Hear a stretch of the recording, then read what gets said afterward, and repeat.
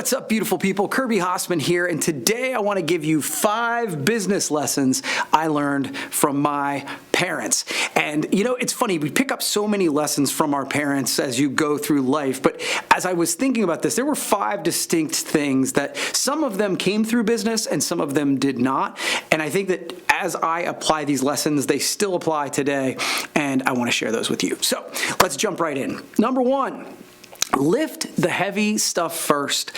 I remember where this came from. I was really young, and I was just at an age as a young boy where I wanted to be able to help my dad, and my mom had decided she wanted to move the living room around, and so my dad said, hey, come help me, and I was pretty proud. I was really excited that I got a chance to help because that's what the big boys did, right? And so the first thing Dad did is he went to the big couch in the middle of the room, and he went to grab this, and I was like, really? You want to do this first? And he's like, always lift the heavy stuff first.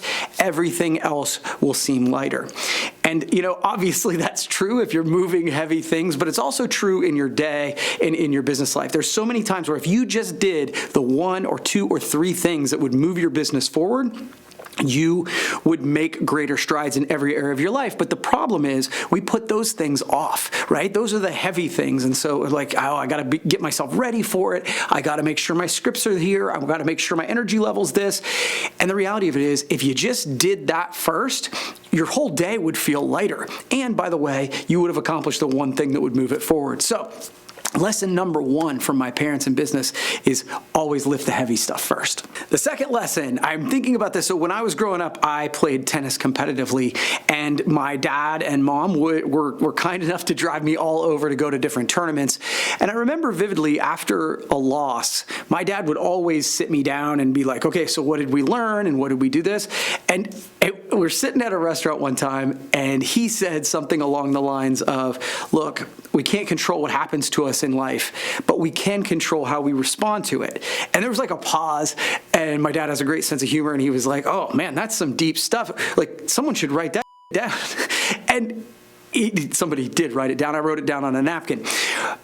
But I'll tell you, there's so much truth. Most people who really struggle in life don't control the space. They don't control the response. There's something, bad things happen, good things happen, and they emotionally immediately respond. And that was something that I really, really struggled with growing up. I had a hot head. I was really a hot temper.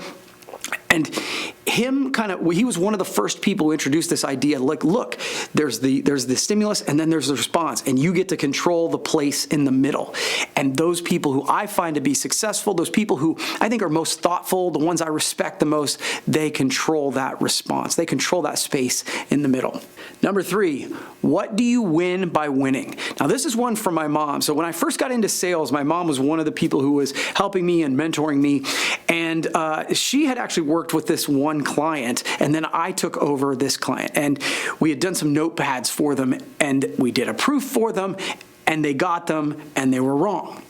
And ultimately, at the end of the day, it was the client's fault. They signed off on the proof was wrong, it was their own phone number. But I went to my mom and I said, this guy seems like he's frustrated, he's mad at me, and it was his fault, and what should I do? And my mom was just like, he just wants you to repeat them. He just wants you to remake the order so that it's right. And I'm like, well, it's not my fault. I shouldn't have to do it. And she didn't say these words, but the lesson was essentially like, what do you win by winning this argument? If I were to go to them and say, hey, it's all your fault, you have to do it, what I do is I win an angry customer. More likely, I lose the customer.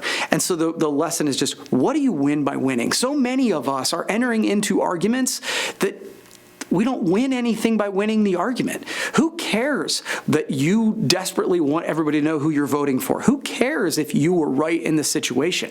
If you win the argument, do you lose the relationship? And I think so many times we're so hell-bent on making sure that everybody knows we were right that we end up losing what's most important. Number 4 lesson from my parents in business is, when in doubt, see the people. Look, you know, one of the strange silver linings of the pandemic is that we did get get better at utilizing technology. And Zoom calls are great, and emails are great, and text messages are great. All the technology is wonderful, but there's still power in getting in front of another human being and really having a conversation and really connecting and being able to take on all that nonverbal communication.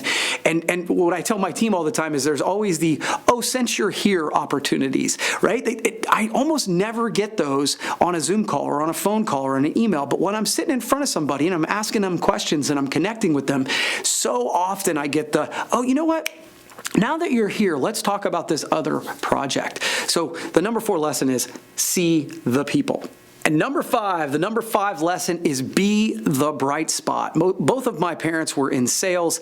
And so one of the things that I learned was that, we feel so blessed to be able to do what we do. And I remember my dad saying to me one time that, like, the people I'm calling on, they're sitting in their cubicle all day, they're sitting in their office all day, and they have to do the same thing over and over again. And we get the opportunity to go in and see them and talk to them and meet different people and listen to their challenges.